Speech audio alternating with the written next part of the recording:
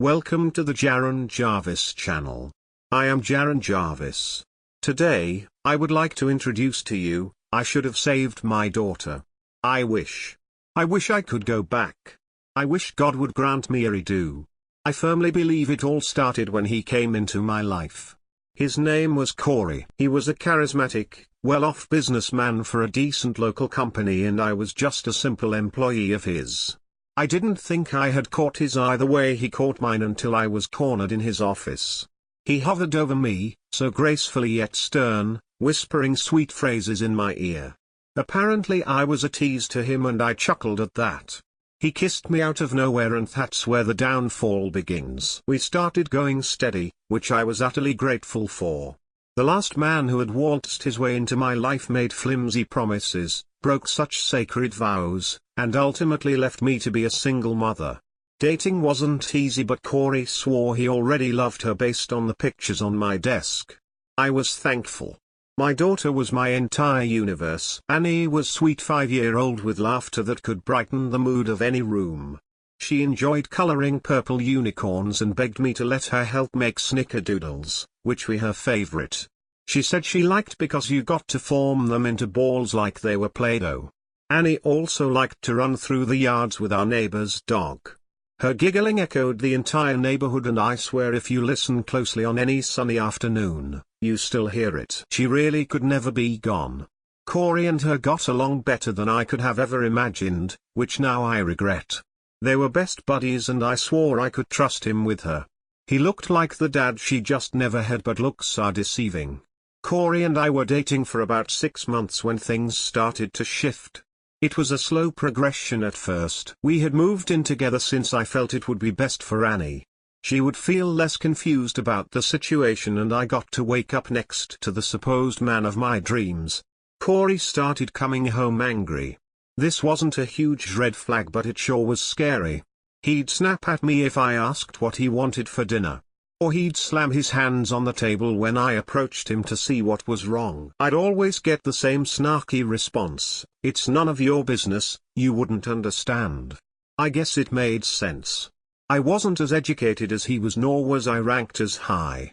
I'd nod my head and go check on Annie. Annie noticed the shift, too, but it never seemed to bother her. When I'd check on her before starting dinner, she'd say, "Is Corey okay?" To which I'd assure her he is, and she'd go back to playing with her dolls. God, her damn dolls. The girl had hundreds of them and a whole grand hotel for the dolls, courtesy of Corey. I wish I had the courage to clean up the dolls. Things began to get scarier with Corey as the weeks went on. Sometimes he'd never even come home at all. I wouldn't seen him until I went into the office the next day. I'd ask at lunch where he was, but he'd just shrug and tell me everything was fine. I found that weird, since that wasn't the question I had asked but never pressed on. The avalanche of disaster and horror began just a week after Corey's strange nightly disappearances. It started with the news about the company. It was going under. Corey told me with panic in his eyes as we were washing dishes. I nearly shattered a plate from the shock. "Corey, what do you mean the company is going out of business?" I frantically yelled, nearly pulling my hair out of its scalp. I would be out of a job. We would both be out of a job. My daughter. I couldn't believe it. I don't even know. I don't know what happened, but please don't worry, okay? Corey begged, whispering at lightning speed. He cupped my face and pulled me inches from him. His eyes were weary and tired. The hint of desperation I wish I had been more alarmed by lingered on his face. Not worry? Are you insane?" I wanted to scream in his face, but only soft words tumbled out of my mouth. "I'll take care of us, darling, I promise." I just agreed. Regretfully. Few more weeks went by, and sure enough, Corey was bringing in money. I had managed to find a part-time job as a waitress. I was proud I could still contribute to our household, but it certainly wasn't at the scale Corey was contributing. Every couple of days there'd be large sums of money deposited into our bank account. Whenever I'd ask Corey what he was actually doing, he'd brush it off and change the subject.